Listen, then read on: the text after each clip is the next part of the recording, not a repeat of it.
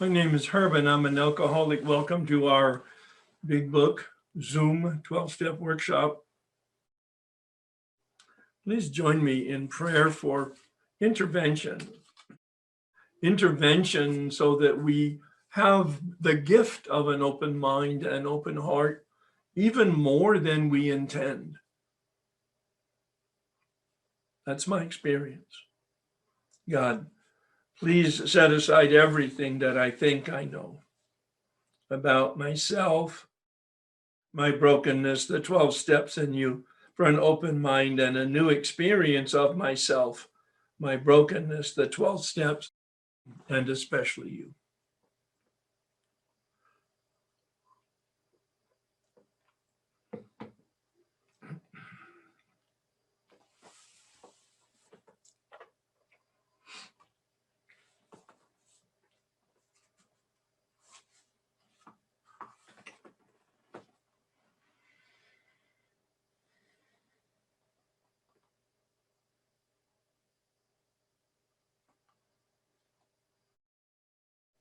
Please join me in the Serenity Prayer. God, grant me the serenity to accept the things I cannot change, courage to change the things I can, and wisdom to know the difference. My intention this year is to do a very deep dive into the Big Book, page by page, step by step, talking about my understanding of the Big Book, translating it into my current experience and prior experience, so that you can navigate the steps in the light of my experience to have your own experience.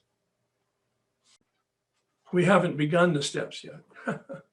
Actually, we've been preparing for it, an orientation that takes quite a while because I'm intending to do quite a deep dive, and I want you to be prepared to get a sense and a rhythm of what we're doing, as well as have the tools. So we looked at the purpose. My God, Herb, weekly meetings, maybe even twice a week. Well, why would we do that? To get a very clear understanding of spiritual awakening is the answer to that question. That's the value proposition. That's the mission. That's the purpose. And so we looked at Appendix 2. A change in the way we think and feel and behave. And then we looked at step 11. We're going backwards. Step 12, step 11, because I want to invite you to, if you don't have one already, a prayer and meditation practice. At the very beginning of this process, as we approach powerlessness, I want you to have the tool of power. So why not? If you don't have a practice, I have suggested a 1 minute a day practice of intentional consciousness. And then we looked at step 10, because that's the tool to remove the disturbance in us that happens on a regular cyclical basis on a daily.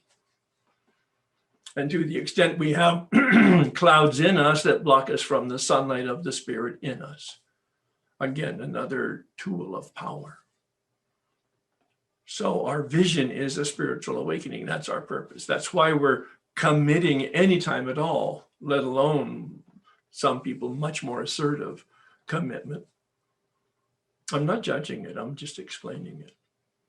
I have no rules about this. None, not one. And then you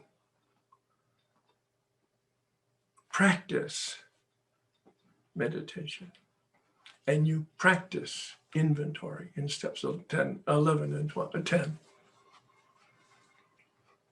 And tonight I want to talk about sponsorship, carry the message, and principles, practice these principles in all our affairs, so that we round it. I've not done that ever before in the approach to the workshop, or even, quite frankly, my approach to individual work.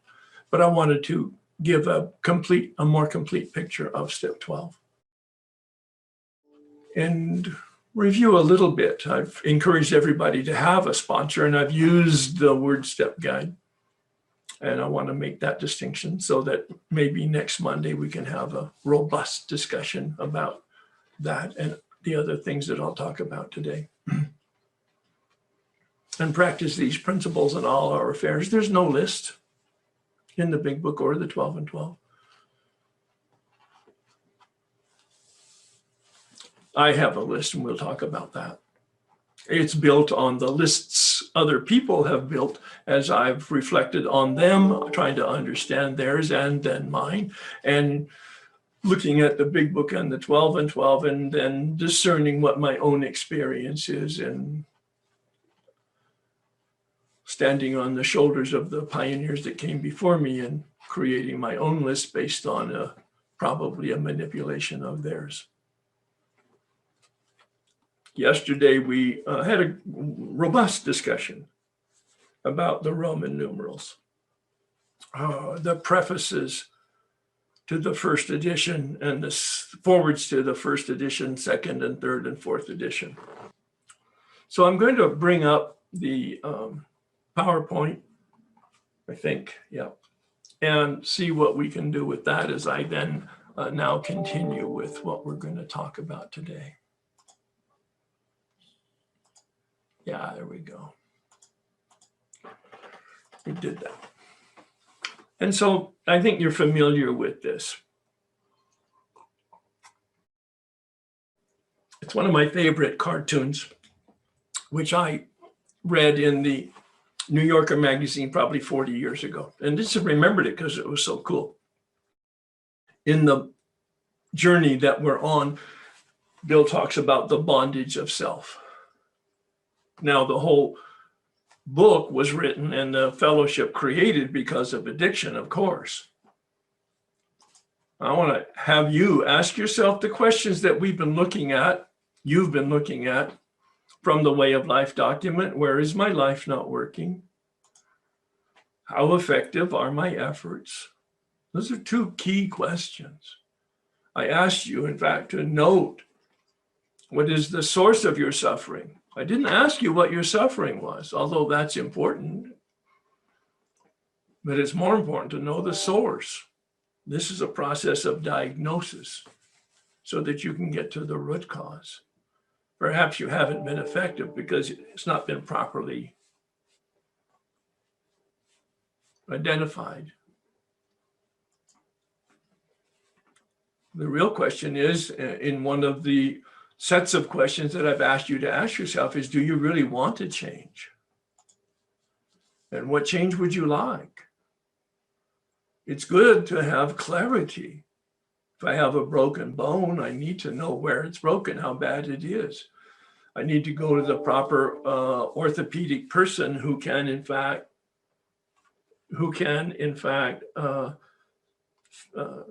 bring healing to the problem. What is the invitation? Again, I've mentioned to you, and you've responded wonderfully to the question, what is the invitation?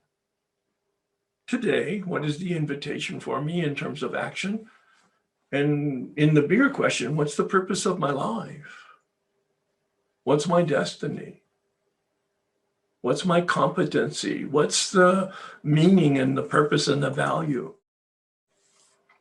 We've begun a journey in the 12-step process looking for power, because we will have an experience. You already have had a practical experience. Now we're going to have a knowledge experience of what the problems are in the first step: the body, the mind, and the will, the allergy, the obsession, and the spiritual malady.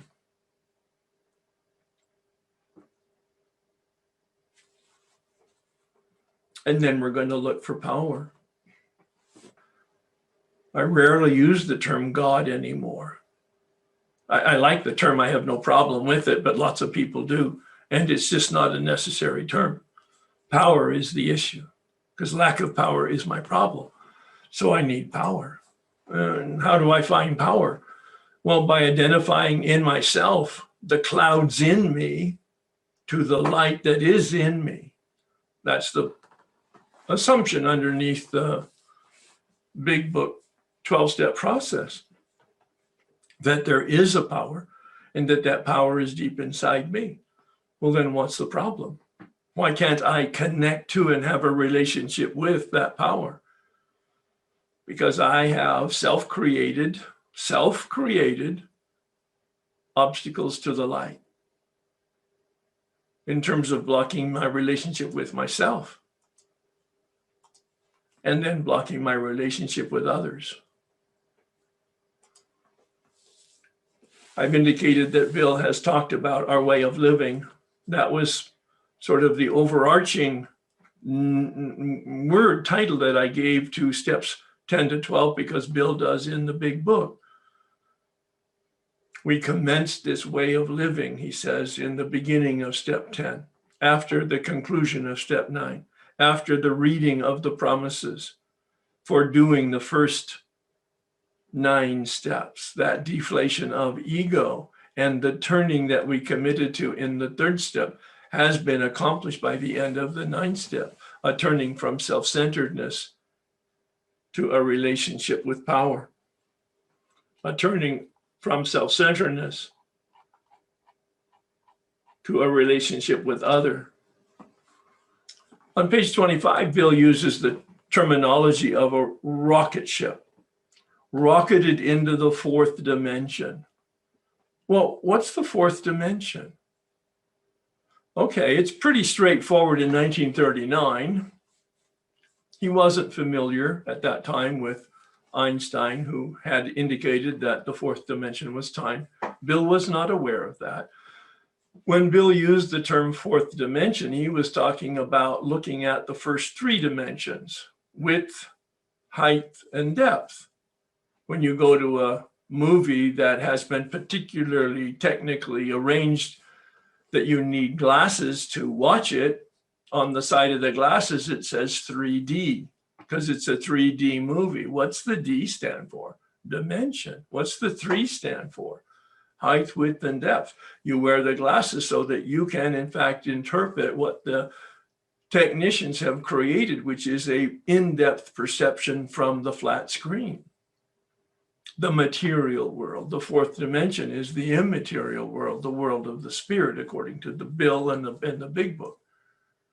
I'm explaining it. I'm not doing anything other than explaining it. This is his terms, rocketed. So we get on board the rocket and it takes us where it's going to take us, into stage 2, which is, as I said, removing those obstacles, and into stage 3, rocket launch, removing the obstacles to other people. Dr. Thibault, who I introduced when we had the discussion of step 10, indicated Bill got it right. The first 9 steps are for the deflation of the ego at depth, but the ego has an uncanny way of regenerating itself. And Bill acknowledged that in the 10th step when he said, we're not cured. We have a daily reprieve based on the maintenance of our spiritual condition. Unfortunately, then some people take that word out of context and say steps 10, 11, and 12 are maintenance steps. No, they are not. They are sustaining steps and growth steps. Listen to step 11, improve your conscious contact. My interpretation of step 12, enlarge your spiritual life. That's anything but maintaining. It is certainly sustaining and expanding. The rocket metaphor got a lot more real for me when I watched Hidden Figures. And I really understood a lot more practically the whole mechanism of the rocket ship. Bill uses it in the sense that we've been taken to a place of destination in orbit around the light. We have recovered, he said. We have recovered. Rather than being in bondage of our addiction, first half of the first step, that's the relevance of steps 1 through 9.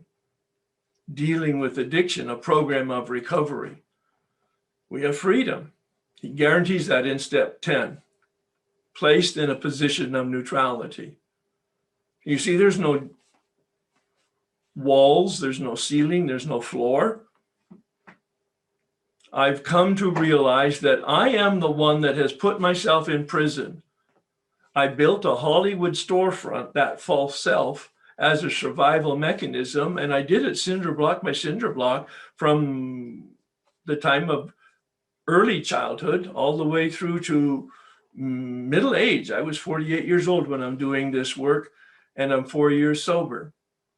And I built that cinder block wall all on my own as a defense mechanism, as a survival mechanism to protect myself. And I realized at the end of the 9th step that that cinder block wall meant to protect me was in fact what had put me in prison. And I was able to drop the bars and I got free. That's the whole point of the second cartoon. Rocketed into a 4th dimension. Well, where is it going? It's going in orbit around the light. That's the whole purpose of the rocket launch, is to deflate the ego by putting us in orbit around the light so the light can shine to us, in us, and then eventually through us to others. We're not cured. We have a daily reprieve, a practice of step 10, emotional sobriety, because we're dealing with spot check inventory of when we're disturbed. Step 11, improving our understanding. That's what he says in step 10. We improve our understanding and effectiveness. Step 11 is about receiving guidance. And step 12 is about enlarging effectiveness. And I get that term from page 14 in Bill's story because it confirmed the use of the word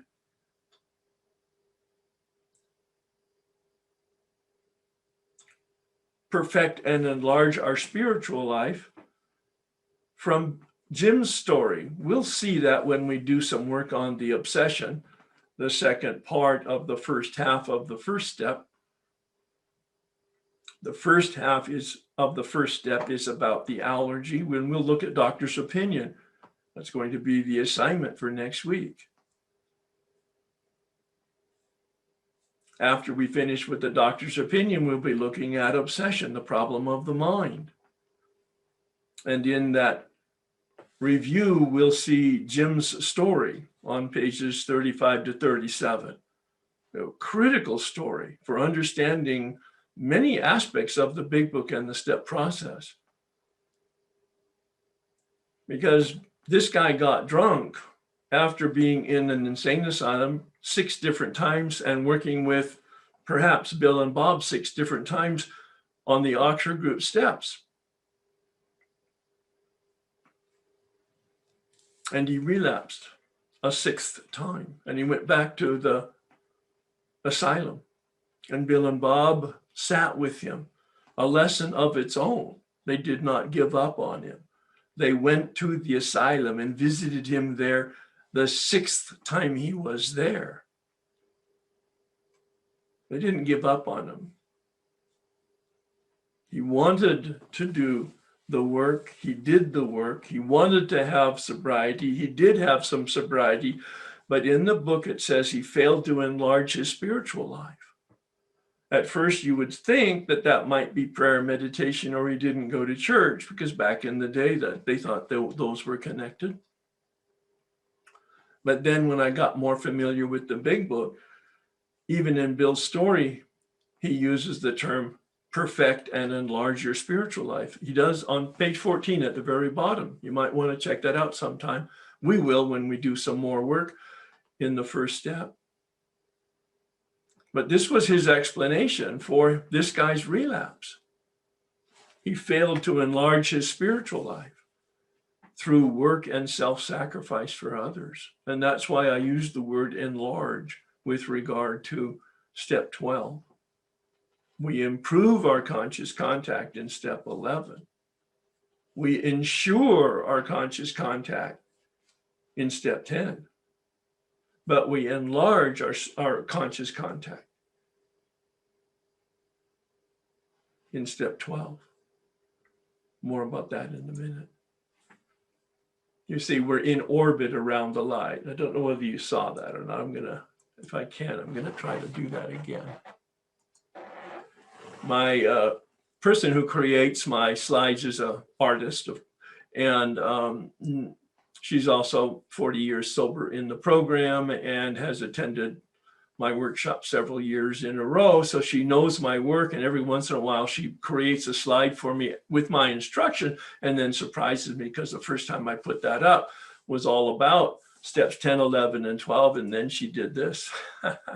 It was just great. I just laughed out loud like I did just right now. She got the whole message that it's a journey, the journey in orbit around the light. And to the extent that we're in orbit around the light, we have a protective shield, a spiritual shield, and we're invulnerable to the obsession. Placed in a position of neutrality, we're not even fighting it. We're given that gift.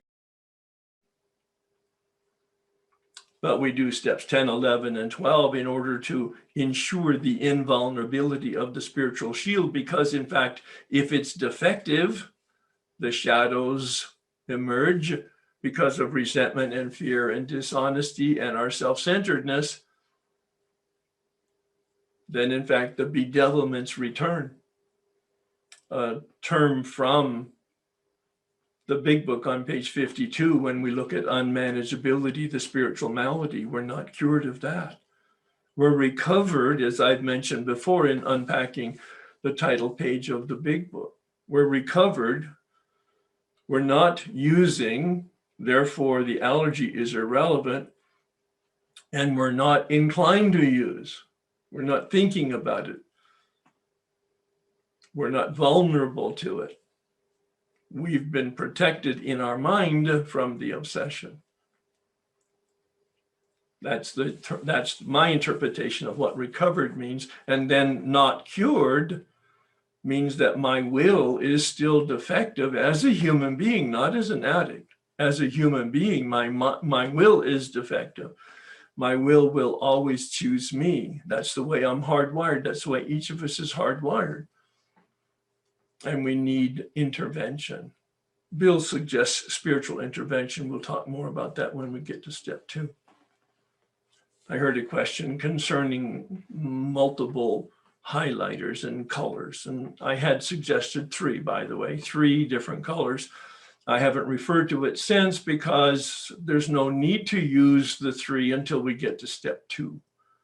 I don't care what colors you have. I don't care what colors you use. When I come to step 2, I will give you 3 different questions to review chapter 4 3 different times.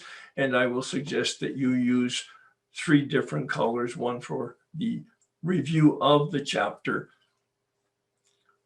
in the light of the 3 questions that I give you. This is our way of life. That's nomenclature. That's the code word for steps 10, 11, and 12. Bill uses it 20 times in the big book. Steps 10, 11, and 12, our way of life. The program of recovery, steps 1 through 9. The program of living, steps 10, 11, and 12. Well, the spiritual awakening, as we saw, is a change. It's not mystical or vague. It is unique. It's a very radical change in the way we think and feel and behave.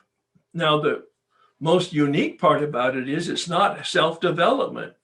It's done to us, not by us. That's why power is so important. But it's also not done without us. That's why our willingness is so important. Our action is so important. The man who took me through the steps said willingness is essential. And when we come to step 2, Bill will talk about a cornerstone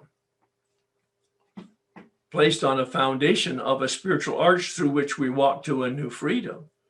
Willingness is critical. But when I told him I was willing, but I didn't have time to take the action, he said, willingness without action is fantasy. Powerful wisdom saying. Don't tell me you're willing if your feet aren't moving, because you do have that choice. So we enter the world of the Spirit. We have dealt with our humanity. We have dealt with our addiction. We have finished the first 9 steps, and we have recovered. We have physical sobriety. It's guaranteed. Read pages 84 and 85. It couldn't be any clearer there. In fact, he doesn't give much credit to the effort that we obviously apply in order to finish the 9th step. But he says we're placed in a position of neutrality, but we're not cured. We have a daily reprieve contingent on the maintenance of our spiritual condition. We need to clear the channel every day. Step 10 is inventory. There's 3 inventories. The most obvious one and the most intimidating one is step 4, of course. But he says we continue this way of living as we cleaned up the past. As we begin step 9, we continue to remove the obstacles of the day, keeping the channel clear, and then filling the channel in the morning with guidance, and again, removing the obstacles in us at night with inventory. Pages 85 to 88 is what we reviewed for that material.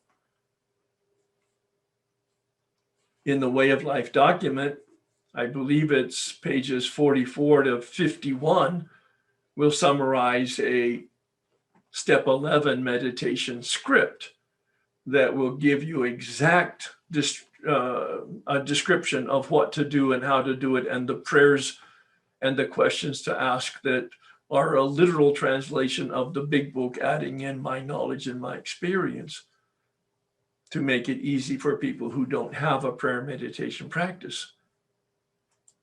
And then to allow the channel to empty. See, I've adopted St. Francis. Make me a channel. I'm a channel of grace. I'm a channel of light. I'm a channel of energy. I'm a channel of God. I want to be living in the light and allow the light to live in me. And I'm a lantern of the light, and I fill myself with the light, and I remove the clouds to the light. And then the light can shine through me to others like a lantern. I stand by the path. This is my image of sponsorship. I stand by the path like a lantern to shine the light of my experience on the path that I've walked, so that you can walk that path securely and confidently and effectively in the light of my experience, to have your own experience. There's the critical difference. I'm not invested in your recovery. I'm passionate and I'm committed to it. And I hope and I pray that you experience it. There's many moving parts to the program. Of course, meetings. Well, been really challenging this last year. I think there are some open meetings now. I mean, some real meetings, actual on the ground meetings. I haven't attended one since March and won't this year, although I did get my vaccination this last Wednesday, so I'm very happy about that. And there's Zoom meetings. They're not the same, of course, but it's about attitude in terms of their effectiveness. And then, of course, the big book, which is the textbook. It's the instruction manual. The steps are contained in that big book precisely. I did not know that. I could not read that. I have a wonderful background in reflective education. I'm reasonably intelligent. I read English, and I could not figure it out on my own, and I needed help. Certainly prayer, because we're powerless. And the book suggests contrary action, and so do our sponsors. We learn how to help other people, both by going to meetings and being of service, but also primarily by helping them go through the steps or in some other fashion. The most important ingredient, I believe, and that's why it's in different color, is sponsorship, accountability. I used to think meetings were the key. I went to a meeting every day for 10 years. That was my sponsor direction. At 5 years, I worked the steps out of the book precisely with a step guide, though, not with my sponsor. I've never worked my steps with my sponsors. I've only had two, one for 28 years and one for the last, maybe 9 years now. I believe in local sponsorship. My original sponsor moved out of town when he retired.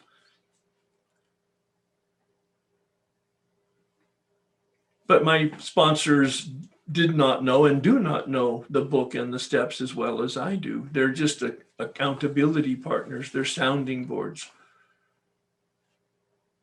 I need to engage a step guide. It's my terminology. It's not official terminology, but it represents a project manager. The first one was a year in working the steps with me. I finished that 9th step at the end of a 12-month period. We never became friends. We're friendly. I call him once a year to thank him. And he never became my sponsor. The second time I went through the steps, I was in a hurry. It's a story for a different day. And it took me 6 months. But I surprisingly had the same conclusion. I was the problem. The third time I went through the steps, I wasn't coming from any pain. I was coming from the desire for an expansion of my spiritual life. And I knew it was there, and I knew there was more for some reason intuitively.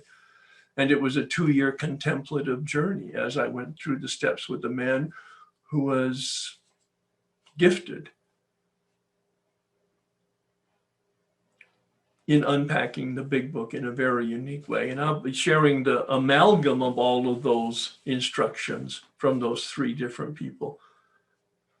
But now, and then I believed that the steps were the most important because that was my experience at the time.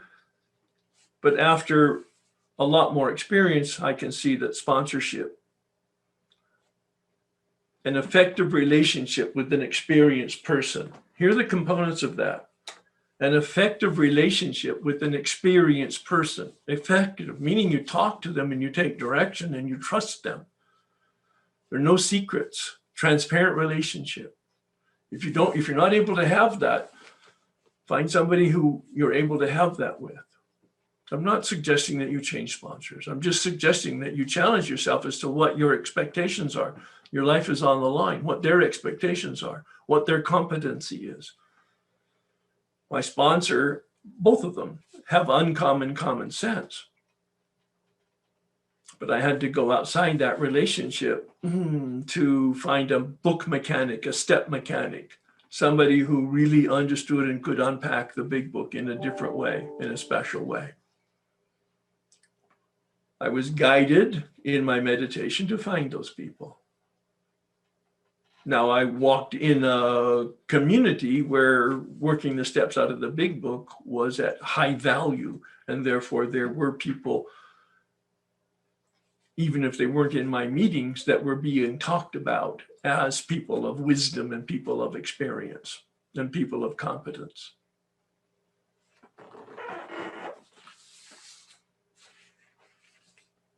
There's a pamphlet on sponsorship that the General Service Office has, and it's short but very effective. There's a book out of Hazleton called 12-Step Sponsorship, and by Hamilton B. And that's just an excellent book. I've read it 3 different times because I've done workshops on sponsorship, and it refreshes sort of a simple approach, but a very experienced approach. And reminds me that's probably on YouTube also, a 3-hour presentation I did last year on workshop on sponsorship with some Q&A. It'd probably be helpful if in fact you're interested in that.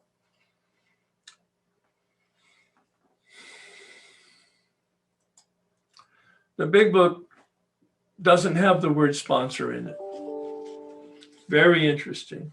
Does tell us to carry the message, but it doesn't tell us about sponsorship. That word is not in the culture in 1939 when Bill is writing the big book. But in 1951, when he wrote the 12 and 12, the 12 and 12 has sponsorship alluded to throughout it. So in those 12 years, the word sponsor became institutionalized in the fellowship. Bill does reference it. I think I mentioned that I wanted you to read page 18, a couple paragraphs there, which then I'm going to unpack now, that I think are as good a profile of a sponsor as you could want, actually. It's in italics, that first paragraph. That's the big book's way of highlighting. The ex-problem drinker who has found this solution, who is properly armed with facts about themselves, can generally win the entire confidence of another alcoholic in a few hours.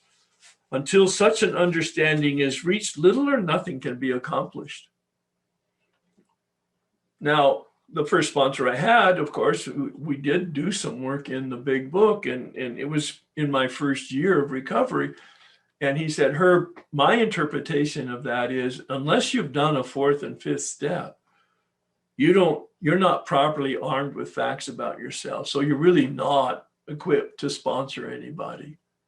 When you finish your fifth step, then you're probably at a minimum standard ready to sponsor somebody, meaning help them with the steps once you finish the fifth step.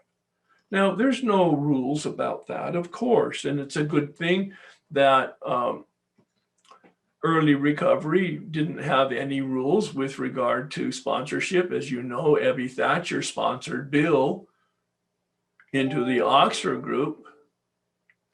Dr. Bob was already in the Oxford group, and Bill took him through the steps in a different way. The Oxford group steps that Bob had been exposed to for 2.5 years and had worked, but had only worked them from a knowledge and academic level, had never understood the diagnosis of the problem. And that's what Bill gave him, the diagnosis of the problem. What does step one, powerless, mean? Powerless, no choice. In the body, Bob, Bill, who is a layperson, is explaining to a medical doctor the problem of an allergy that Dr. Silkworth had given him and his own experience with alcohol. Once you start, you cannot stop. And then went on to say to Bob, despite your Christian background and your commitment to a Christian way of life and your commitment to the Oxford group, and you're working all the Oxford group steps, he said, you don't understand it. You have no choice. It's not about knowledge, and it's not about willpower. You have no choice except finding a very effective relationship with power. For the very first time, Bob knew what the problem was and quit trying to arm wrestle his addiction to the ground and surrendered to a power other than himself in a way he had never been able to before, and stayed sober the rest of his life. The ex-problem drinker, Bill, can talk about alcoholism as a disease of the body and a disease of the mind in a way that a doctor could hear it because of the practical experience. Then the next paragraph is a wonderful profile. That the person who is making the approach has had the same difficulty, meaning I'm an alcoholic. I can help an alcoholic. I can't help a drug addict with their drug addiction. I can't help a food addict with their food addiction. It's not my experience. I can understand what they tell me and I can apply the steps to what they tell me, but I don't really have an experience with the inner workings of and the dynamics of and the futility of and the frustration of their particular experiences because I don't have them. I don't try to help people with an addiction that I don't have. I can outline the first half of the first step and what to do in terms of an understanding of and try to give them an experience with their own addiction. But that's where sponsors are incredibly important. They have the same difficulty. That he obviously knows what he is talking about. I think a sponsor is a person who has experience. Hopefully with the steps out of the big book. I don't know how else I could say it. Now, if you're in a program that doesn't use the big book, but they have literature like Narcotics Anonymous, I've heard it's really good literature. I'm not that familiar with it. Al-Anon has a lot of literature, and it's really good literature, wonderful wisdom literature written by wonderful wisdom people and great questions. But at least in the literature I'm familiar with, there's no instructions as to how to work steps, even with the books that are named with steps in their title. But the questions are great. The most effective mechanism for understanding the steps and the application of a step process that I'm aware of, I'm not aware of everything, is the big book. I understand the adult children of alcoholics have just wonderful literature. At some point I'll get to it. I have the literature, I've just not looked at it yet. That he knows what he is talking about. Maybe the criteria is that they've had a spiritual awakening. I suggest people, when they're looking for a sponsor, they interview the person. It's a bit intimidating, and especially for a newcomer. They don't really know what kind of questions to ask or even what to look for. One of the key items of recommendation in the Hazelton book, 12-Step Sponsorship, was, are they enjoying their sobriety? I just love that recommendation. Are they enjoying their sobriety? Are they having a fulfilling life? Are their feet moving in the way their mouth moves? That kind of correlation of integration, that's really important. That his whole deportment shouts to the new prospect. Notice that their behavior is in line with, is correlated to the principles of the program. His whole deportment shouts. I believe it was said of St. Augustine. He proclaimed that we need to, wherever you are in the world today, preach the good news. Now, he's a Catholic bishop who's talking about the gospel, the Christian gospel, so he's talking about evangelization. But listen to it and then translate it into our way of life. Wherever you are, preach the good news. If you have to, use words. You see, be the big book, be the way of life, be the lantern on the path, a program of attraction, not of promotion. That he is a person with a real answer, a spiritual awakening.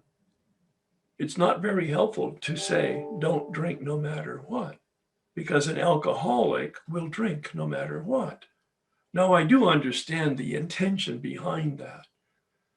It's like diligence and a commitment, but diligence and commitment and fear and desire are not going to keep you sober.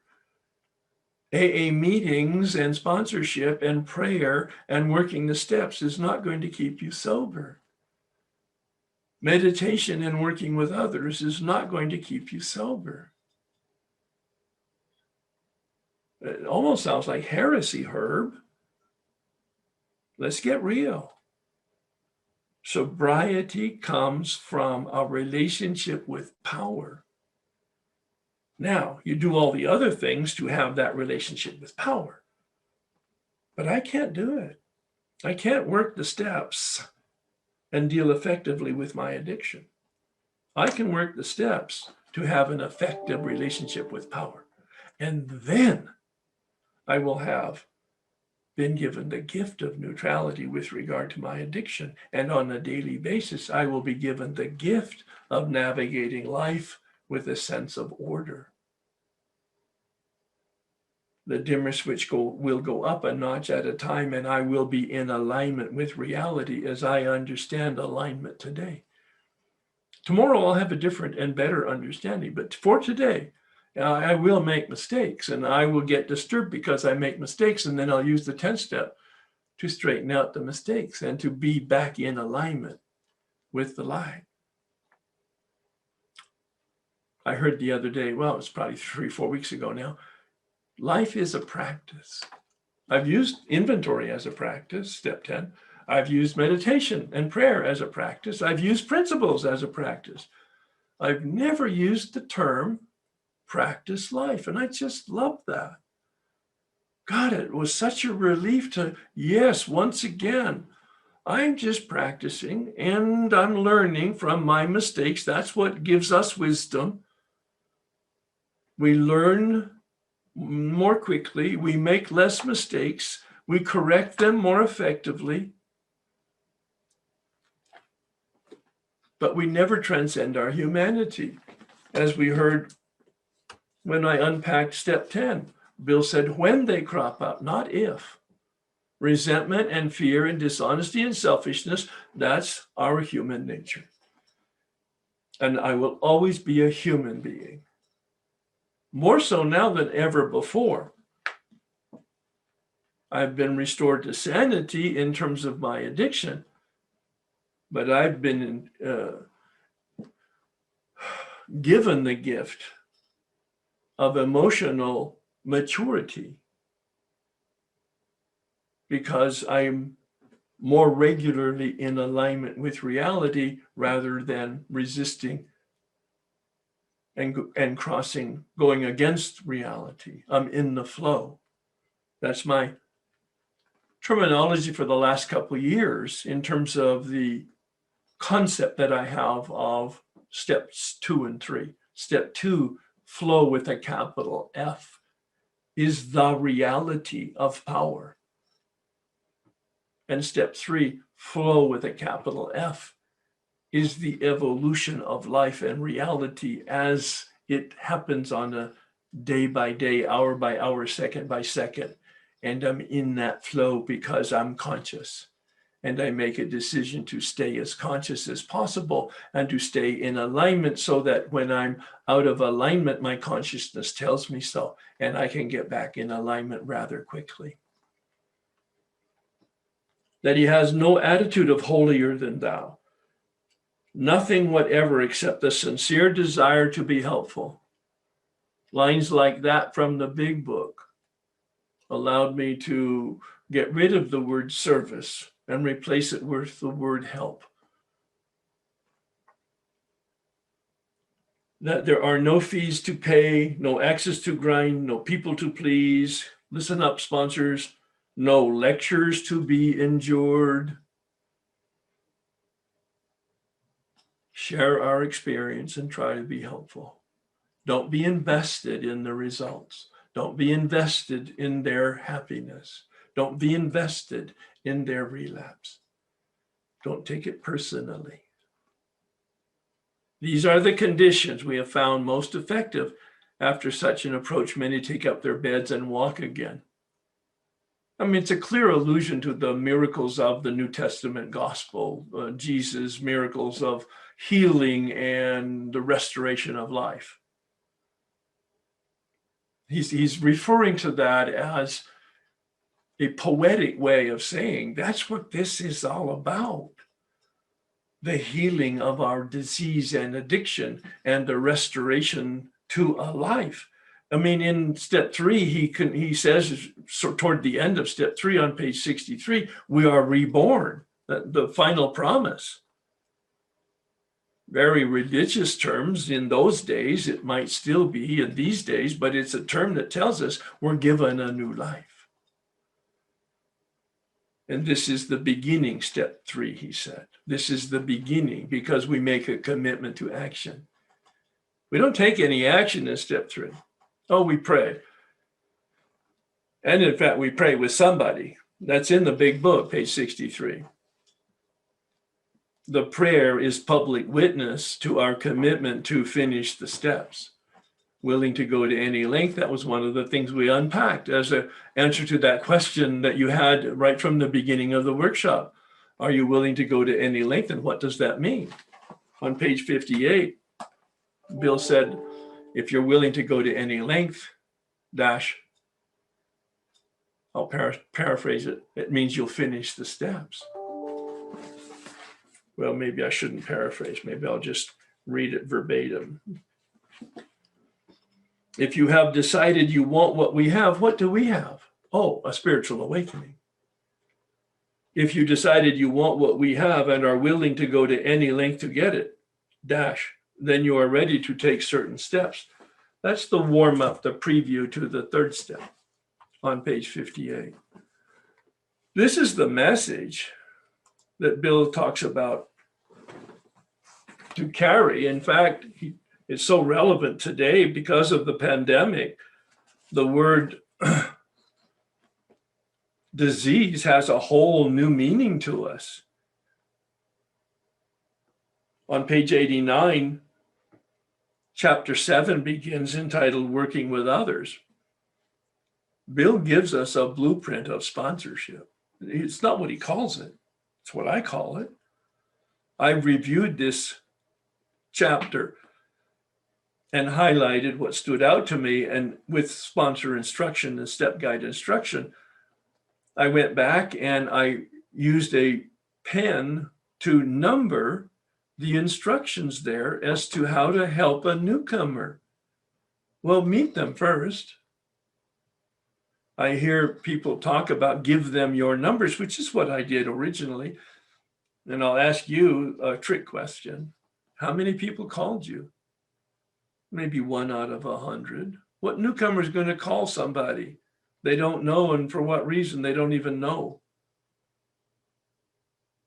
And so after about 5 years in the program, I heard somebody with a lot more wisdom say, get their number and call them after a day or two that they don't call you. That made a lot of sense. And it's really in the spirit of Bill and Bob.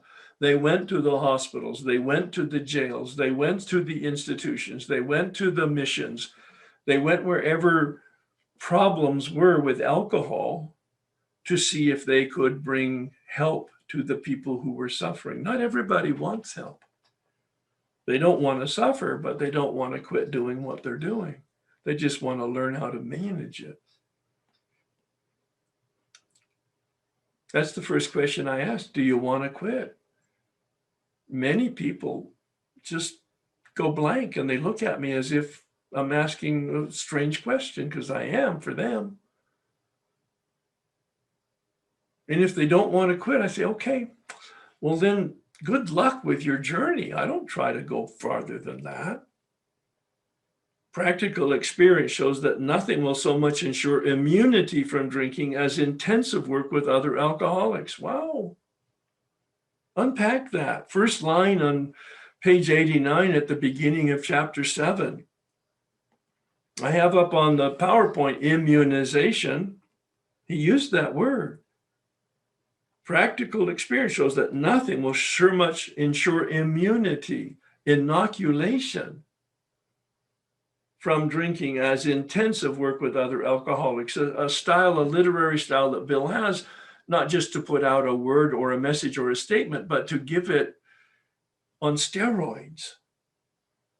Always a jackhammer adjective or adverb. Intensive work, rigorous honesty, never leaves the noun by itself. A huge commitment. Intensive work with others, but it's immunization. As I mentioned earlier, perfect and enlarge our spiritual life through work and self-sacrifice for others.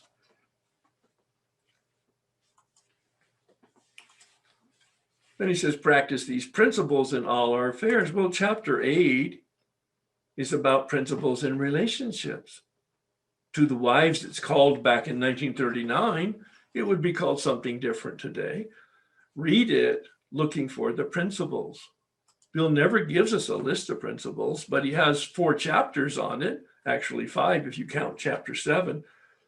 Chapter 9 is the family afterward, principles in the family. Chapter 10 is to the employer, principles at work. Chapter 11 has a fancy poetic title. Bill's a wonderful writer. A vision for you. Very inviting. And when you read it, it really just says, practice principles in your community, your social community, and practice principles in your fellowship. Read each chapter looking for those principles, marking them when you see them. I've made a list. It's in the Way of Life document. I have a page number here. Yeah, on page 56, I have a list of principles with an explanation of what I believe they mean and what the action is there. You might want to take a look at that. Practice these principles. Every once in a while, I'll use that list as a meditation, one principle a day or one principle a week, just to allow some guidance to take place. It's not an event, this process, though. I've used the dimmer switch. It's an integration. It's a process over a long period of time. I thawed out in the rooms for 4 years, a daily meeting and daily talking to my sponsor for 4 years. I stayed sober, but that was a gift I was given before I ever came to AA and before I even knew I was an alcoholic. Once I worked the steps, at 5 years of sobriety, I got some emotional sobriety, some emotional maturity. I had completed the rite of passage of steps 1 through 9 out of the big book. Yes, a rite of passage. That's what Bill refers to in the 12 and 12 in step 6, doesn't he? He said this process brings children to become adults. That's the rite of passage. And I also found what I was looking for all my life. I left the monastery because I did not find a solution, a spiritual awakening, but I found it the first time I did the steps out of the big book, and that expanded and deepened as I did the steps over the next 10 years with 3 different people. But the warning in the book is you're not cured unless you deal effectively with unmanageability, the spiritual malady, on a daily basis. The obsession will return. The spiritual shield will be pierced. The thought will hijack us. It'll be different this time, and we'll relapse and wonder after a year or 5 or 10 or 20 what happened. This is a turning. If you want a litmus test, I get the question all the time, what is God's will and what is my will? My lists change regularly as I get different insights or try to set it up for different ways of communicating. But this is about turning. Step 3, made a decision to turn. It doesn't say surrender. The word surrender is not in the big book.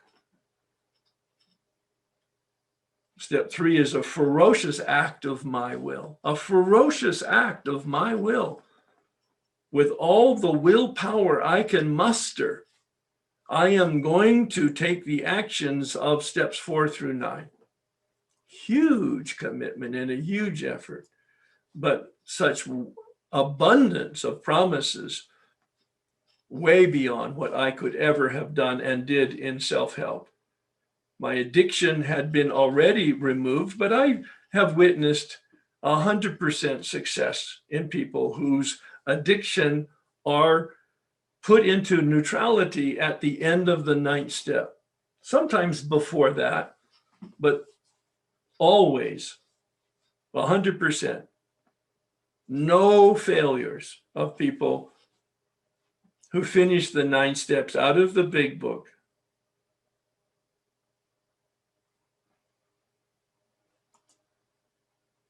They deal effectively with resentments, experiencing forgiveness for the first time, perhaps, a release of them and a release of ourselves, a diminishment of fear, or maybe even the elimination based on trust. 1988, married 22 years at that point. I finally had some internal principles that guided my behavior, and I began to become a decent human being because of the sex inventory. The answer to question number 9 on page 69, what should I have done instead, allowed me to understand that I had principles, and I wanted principles. I wanted clarity on principles, and I was honest. I became rigorously, transparently honest. Transparent, having my insides and my outsides match. That's my sponsor's definition. You've heard it in the meetings, we're as sick as our secrets. Transparency.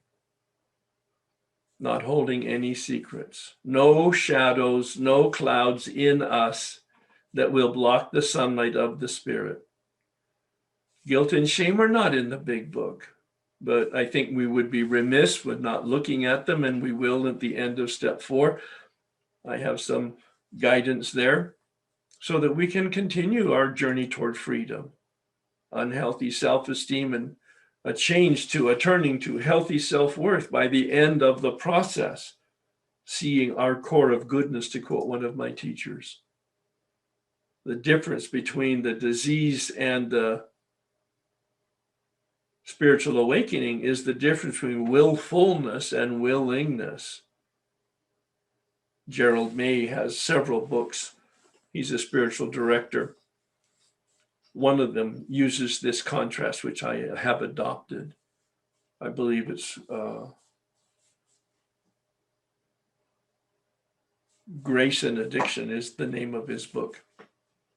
Gerald May. Willfulness is that self-will that Bill talks about, extreme examples of for the addict.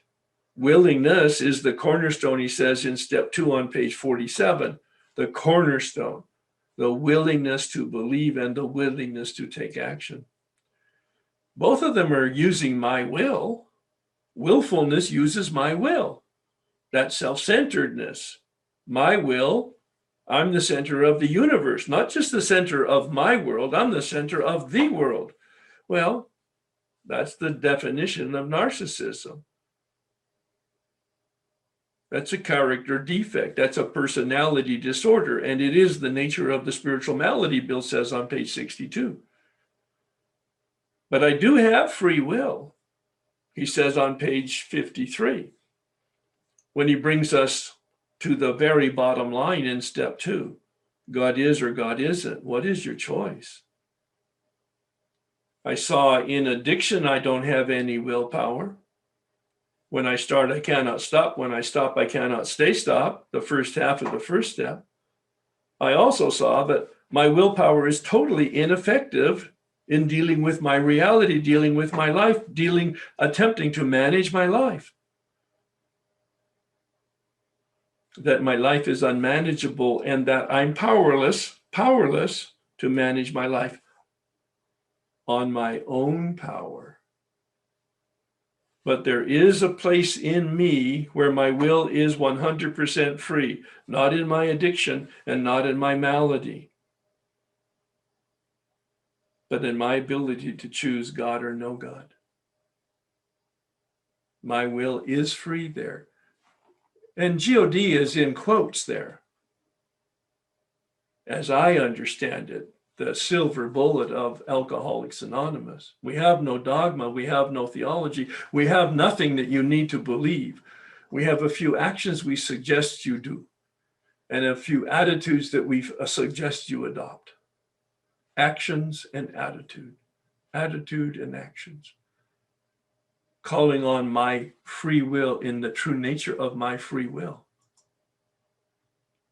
My will on my own power will be out of alignment with reality. That word's not in the big book. It's a word I adopted several years ago for step 3, alignment. And as I've mentioned many times in the step 10 discussion, all of step 10 is about placing me in alignment with reality as I understand it now. And when I'm in alignment with reality, I'm in the flow and I'm not disturbed. In fact, I'm at ease. I'm in contentment. I begin to become a lantern. This is my image, as I mentioned at the beginning of our time together today, for the purpose of lighting the path for others. And Bill says it so wonderfully on page, I think it's 125 or something like that. He says, you keep your head in the clouds, wonderful reference to step 11, and your feet on the ground, a wonderful reference to step 12. Our head in the clouds and our feet on the ground, becoming a lantern lighting the path. We'll come back to that in a minute. I'm going to stop sharing now. There we go. So I hope that walk through the park was helpful. Some of those slides are illustrated in your Way of Life document. The principles are on page 56. The program components are on page 58. The process that I indicated was the dimmer switch process on 59. That litmus test of alignment, my will, the in alignment, my will, out of alignment, that would be on page 60.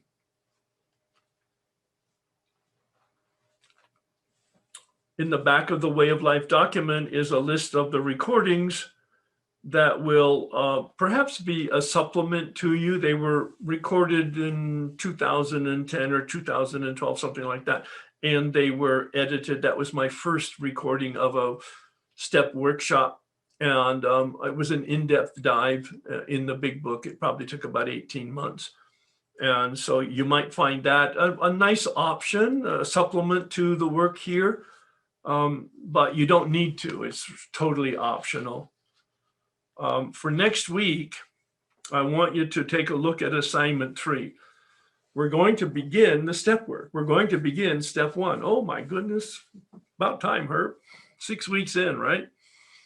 And we're going to take a look at assignment 3, the doctor's opinion, and read and highlight that. Pay particular attention to the use of the word craving.